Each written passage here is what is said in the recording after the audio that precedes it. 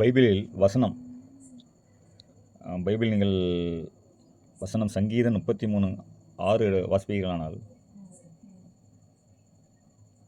கர்த்தருடைய வார்த்தையினால் வானங்கள் உண்டாக்கப்பட்டதாம்,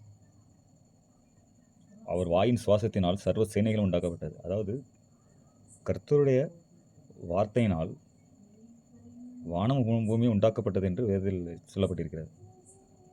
அந்த கர்த்தர் யார் என்று பிலிப்பியர் 2:11 சொல்லப்பட்டிருக்கிறது.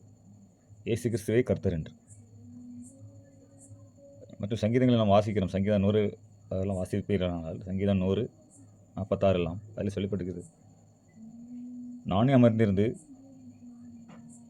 நீங்கள் அமர்ந்திருந்து நானே தேவன் என்று அறிந்து கொள்ளுங்கள். அது மட்டுமல்ல, கர்த்தரை தேவன் என்று அறிந்து கொள்ளுங்கள் என்று இருக்கிறது. அதாவது தேவனுடைய ஸ்தானத்தில் இயேசு கிறிஸ்துவை வைத்து பார்க்காத வரையில் பாருங்கள், ஒரு தேவனுடைய தன்மை நீங்கள் அறிந்து கொள்ளவே முடியாது. மனிதனுடைய தன்மையை நாம் அறிந்து கொள்ளலாம். ஏனென்றால் நாம் மனிதர்களாக இருக்கிறோம். ஒரு மனிதனை நமக்கு ஃப்ரெண்டு இருக்கிறார்கள், சொந்தக்காரர் இருக்கிறார்கள், அநேகர் இருக்கிறார்கள்.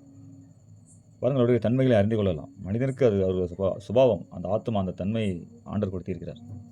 அதற்காகத்தான் அவரும், உங்களை போன்ற மனித சரீரம் உள்ளவன் நான், என்னை போன்று நீங்கள் மனித சரீரம் உள்ளவர்கள், ஆனால் நான் தேவன் என்று அவர் சொல்கிறார். அந்த வசனம் தான் இது. நீங்கள் அமர்ந்திருந்தே சங்கீதம் 46 அமர்ந்திருந்து நானே தேவன் என்று அறிந்து கொள்ளுங்கள் என்று உங்கள் வேதம் அவர் சாட்சி கொடுத்திருக்கிறார். பைபிள் அவ்வளவு நுணுக்கமானது, அவ்வளோ பயங்கரமாக இருக்கிறது. எந்த ஒரு பாருங்கள் புஸ்தகமோ எந்த ஒரு வாசகமோ இதற்கு ஈடாக வரவே வராது, ஒருபோதும் வந்துடாது. ஏனென்றால் ஒரு மனிதனுக்கு அது என்னதை கொடுக்குன்னா, உயிரை கொடுக்கிற நித்திய ஜீவன் என்கிற சாகாமை உயிரை அந்த வசனங்கள் கொடுக்கிறது. அந்த வசனங்களை அவன் ஏற்றுக்கொண்டு விசுவாசித்தானால் அவனை பாருங்கள், இறந்த பின்பும் அவனை உயிர்ப்பித்து அவனை நித்திய ஜீவன் என்றால் ஒருபோதும் அவன் மறிக்க மாட்டான் என்ற அந்த இலக்கு செய்ய வேண்டாம். வேறு எது செய்யும்? அது விசுவாசத்தில் தான் உள்ளது. இயேசு கிறிஸ்துவே தேவன் என்று விசுவாசிக்காத வரைக்கு பாருங்கள், நீங்கள் தேவனை அறியாதவர்களாக இருப்பீர்கள். விசுவாசிக்கவில்லை. விசுவாசியாதவனுக்கு பாருங்கள் ஆக்கினை தீர்ப்பு உண்டு. அது மார்க் 16:16 இருக்கிறது. அவர் சொல்லுகிறார், என்னை விசுவாசிக்கிறவன் தான் நித்திய ஜீவன் உண்டு, விசுவாசிக்காதவனுக்கு அது இல்லை. நீங்கள் எனக்கு இதை பற்றி ஒன்றுமே தெரியாது, நான் ஏற்றுக்கொள்ளவில்லை, இயேசு கிறிஸ்துவின் நான் ஞானஸ்நானம் கொடுப்பதோ அல்லது நீங்கள் விசுவாசிப்பதோ நீங்கள் தொழுது கொள்வதோ இயேசு கிறிஸ்துவின் நாமத்தை நீங்கள் உச்சரிக்காத வரைக்கும் பாருங்கள், நீங்கள் விசுவாசத்தை தொழுது கொள்வதாக ஆகிவிடும். விசுவாசம் அந்த விஷயத்தில் தந்திரம் இல்லாமல் இருக்கிறான். அவன் இயேசு கிறிஸ்து நாமத்தை உச்சரிக்கக்கூடாது, இயேசு கிறிஸ்து என்ற பெயரை பிரபலமாகக்கூடாது என்ற அந்த நோக்கத்தில் இருக்கிறான். ஏனென்றால் அதற்கு எதிராக இருக்கிறான். தேவன் அப்படி செய்து விடுகிறார், தேவனுடைய வார்த்தை அப்படி செய்து விடுகிறது. அதுதான் காரணம்.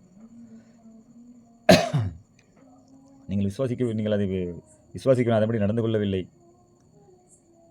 என்னுடைய தேவன் இயேசு கிறிஸ்து என்று நீங்கள் விசுவாசிகள் மட்டும் போதாது, என்னை அதை பிரசாபப்படுத்த வேண்டும், எல்லாரிடம் சொல்ல வேண்டும். எங்களுடைய கடவுள், எங்களுடைய தேவன், எங்களுடைய ஆண்டவர் இயேசு கிறிஸ்து, அவர் மனிதனாக பிறந்து வந்தார், வானத்தின் பூமி உண்டாக்கினார் என்று கூட இருக்கிறது. அவர் வியாதிகளை மட்டும் சுகப்படுத்தவில்லை, மருத்துவர்களை உயிர்ப்பிக்கவில்லை.